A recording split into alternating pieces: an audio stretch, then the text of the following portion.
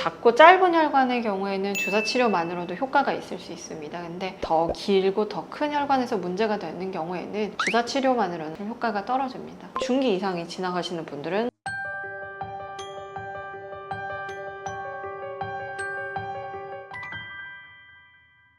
안녕하세요. 다나은 하지 흉부외과 문다나 원장입니다. 네, 원장님, 하지 정맥류가 진행되는 과정이 어떤지 좀 여쭤보려고 합니다. 초기에 통증이 심한 상태에서 하지 정맥류까지는 초기부터 가장 아픈 정도까지 병원을 내원하기 전까지는 어느 정도 시간이 걸린다고 봐야 될까요? 보통 환자분들마다 다르긴 합니다. 왜냐면 환자분마다 일상생활 하는 방식이 다르기 때문에 통증에 대해서 느끼는 정도가 다를 수는 있긴 한데, 통계적으로 초기에서 증상이 더 3, 4년 사이에 진행할 확률이 낮게는 한 20%, 높게는 한 60%까지도 나타나긴 합니다. 환자마다 더 빠르게 진행되는 경우가 있을 것 같은데 그런 경우에는 이유가 뭐일까요, 원장님? 보통 더 빠르게 진행하시는 분들을 보면 첫 번째는 흡연 하시는 분들도 많으시고, 두 번째는 이제 비만인 경우에도 증상이 조금 더 빨리 진행하는 경우들이 있습니다. 세 번째는 아무래도 많은 분들이 하고 계시는 오랜 시간 서 있는 일을 하신다거나 장시간 앉아 있는 일을 하시는 분들에게서 더 빨리 진행되는 경우들이 있습니다.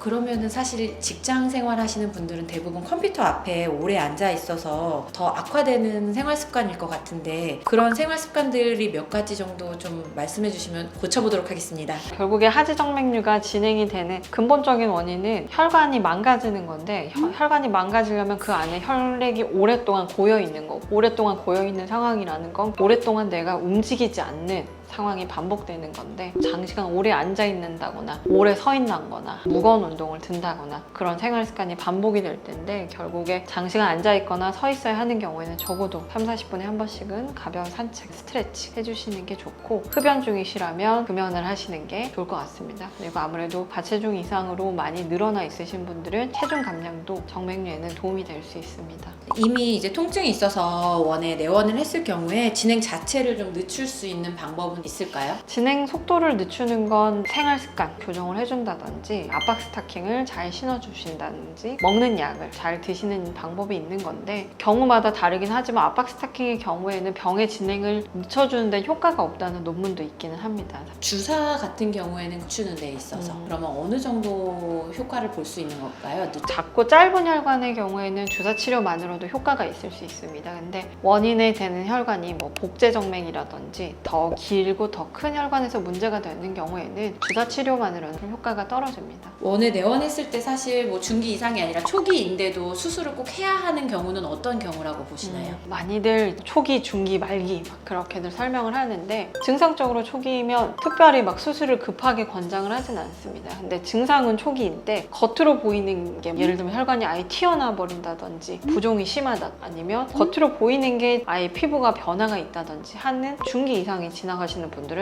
반드시 수술을 하시는 게 좋고요. 근데 만약에 보이는 것도 심하지 않고 증상도 심하지 않다면 적극적으로 수술을 권장하진 않습니다. 근데 대신에 압박 스타킹 적용을 권장하긴 합니다. 보이는 거 정도는 심하지 않지만 다리에 쥐가 나는 현상이 자주 있다거나 이러면은 꼭 수술을 해야 되는 건가요? 이 증상이 일상생활을 방해하고 있는 상황이라면 압박 스타킹을 신고 생활하시는 것보다는 아무래도 여기서 더 진행할 확률이 높게는 60%까지도 있기 때문에, 이 증상을 더 진행시켜서 일상생활을 더 힘들게 하는 것보다는 차라리 수술하는 것도 방법일 수 있습니다. 하지정맥류로 마음고생 많으신 분들 여기로 전화주세요. 다나은 하지 흉부외과 문다나 원장이었습니다. 감사합니다.